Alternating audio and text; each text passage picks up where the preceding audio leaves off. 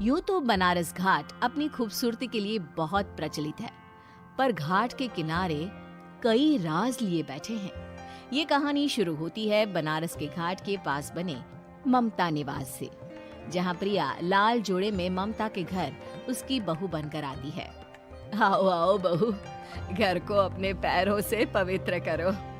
ममता घर की दहलीज पार कर ही रही होती है कि अचानक एक बहुत गंदी सी बास पूरे घर में फैल जाती है।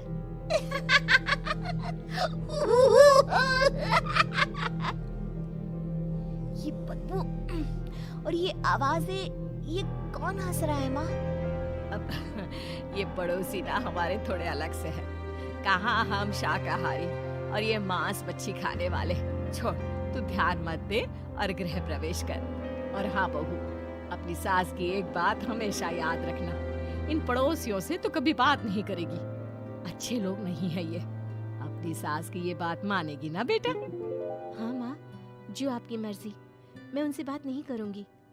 अगले दिन प्रिया अपनी पहली रसोई बनाने रसोई घर में जाती है। ये छोकी बात तो नाक में जा रही है। एक काम करती हूँ, खिड़की खोल देती हूँ। प्रिया खिड़की खोलने जाती है। इतने जाले, लगता है इस खिड़की को कभी खोला ही नहीं गया। पर ऐसा क्यों? ओह, नॉन वेज की स्मेल आती होगी ना। 2 मिनट के लिए खोल लेती हूँ, फिर बंद कर दूंगी। प्रिया खिड़की खोलती है। खिड़की खोलते ही उसकी नजर सामने वाले घर की खिड़की पर पड़ती है, जहाँ एक लड़की खड़ी होती है, हाथों में मेहंदी, लाल रंग की साड़ी, बिल्कुल सजी धजी, मानो प्रिया की तरह ही वो भी नई नवेली बहू हो। वो प्रिया को देखकर मुस्कुराती है। हे भगवान, माँ ने तो इनसे बात करने को मना किया था। प्रिया फौरन ही खिड़की बंद कर देती है और तवे पर चढ़ी रोटी की ओर देखने लगती है, पर वहाँ रोटी ना होकर मछली पड़ी होती है। ये क्या? पहली ही रसोई में इतनी बड़ी गलती। हे भगवान, अब मैं क्या करूं? प्रिया बहुत डर जाती है और फौरन रसोई की सफाई करने और फिर सभी के लिए खाना बनाने लग जाती है। जब वो सबको खाना परोसती है, सब तो ठीक है, मैं बेकार में चिंता कर रही थी। हे भगवान, ऐसे ही बस अपनी कृपा बनाए रखना। रात के वक्त जब सब सो रहे होते हैं, तब प्रिया को पायल की आवाज सुनाई देती है, जिससे उसकी आंख खुल जाती है। ये पायल की आवाज कहाँ से आ रही है? प्रिया उठकर उस आवाज के पीछे छत की सीढ़ियों तक जाती है। तभी उसे बच्चे के रोने की आवाज आती है। प्रिया छत पर जाती है तो क्या देखती है? वही लाल साड़ी वाली लड़की अपनी गोद में एक नवजात बच्चे को घुमा घुमा कर सुला रही है। तभी प्रिया की नजर उसके पेट पर पड़ती है। ओह गॉड, ये तो प्रेग्नेंट भी है। सुनिए, बच्चा सो नहीं रहा है क्या? मैं कुछ मदद करूं? नहीं नहीं, आपके घर वालों को अच्छा नहीं लगेगा, मैं संभाल लूंगी। स्नेहा की गोद से बच्चा हाथ मारकर प्रिया की गोद में आने को छटपटाने लगता है। दोनों घर अगल बगल में बने होने के कारण प्रिया उस बच्चे को गोद में ले लेती है। प्रिया के पास आते ही वो सो जाता है। बच्चे का वो स्पर्श रात भर प्रिया भूल नहीं पाती और अगली सुबह वो छत पर कपड़े सुखा रही होती है। तभी उसे एक औरत इशारा करके बुलाती है। स्नेहा कह रही थी बाबू तुम्हारी गोद में आते ही सो गया। मैं गौरी, स्नेहा की माँ हूँ। बहू, घर आना, बाबू को खिला भी लेना। शाम को जब घर पर कोई नहीं रहता, बच्चे से मिलने के लिए प्रिया छिपकर अपनी पड़ोसन के घर चली जाती है और कुछ देर बच्चे को खिलाकर वापस लौट आती है। इसके कुछ दिन बाद ही प्रिया को पता चलता है कि वो माँ बनने वाली है। ममता की खुशी का ठिकाना नहीं रहता।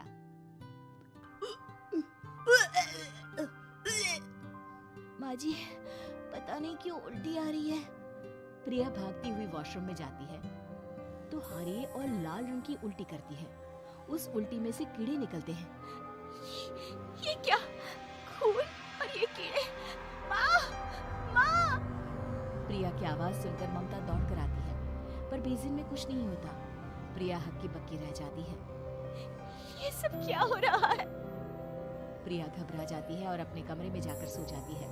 डर के कारण वो इतनी थक जाती है कि उसकी आंख लग जाती है। तब उसे ऐसा लगता है उसके पेट पर मानो कोई बैठा हुआ हो। कौन हो? प्रिया के पेट पर एक 5 महीने की बच्ची बैठी हुई थी, जो बुरी तरह जली हुई थी। माँ, तुम ही मुझे लाई ना अपने पेट में? मैं तुम्हारी माँ नहीं हूँ। कौन हो तुम? माँ, देखो मैं जल गई बुरी तरह से। 6 महीने पेट में रहने को भी मुझे नहीं मिला। सहला दो ना माँ। बचाओ, बचाओ, माँ। ममता दौड़कर कमरे में आती है। प्रिया की बातें सुनकर वो सब समझ जाती है। तू कहीं बगल वाले घर में तो नहीं जाकर आई ना बहू? मुझे माफ कर दो, मैं गई थी माँ।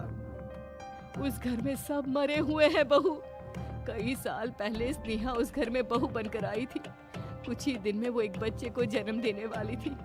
पूरा घर बच्चे के आने की खुशी में खोया था कि एक दिन अचानक उस घर में आग लग गई। सब बुरी तरह जलकर मर गए। गौरी आज भी दादी बनने का इंतजार कर रही है और इसीलिए स्नेहा ने अपना अजन्मा बच्चा तुम्हारी कोख में डाल दिया। ममता ये कह रही होती है कि पीछे से उसके पैरों को एक बच्चा पकड़ लेता है। दादी, दादी। माँ, स्नेहा की गोद में यही बच्चा था। ये बच्चा कौन है फिर?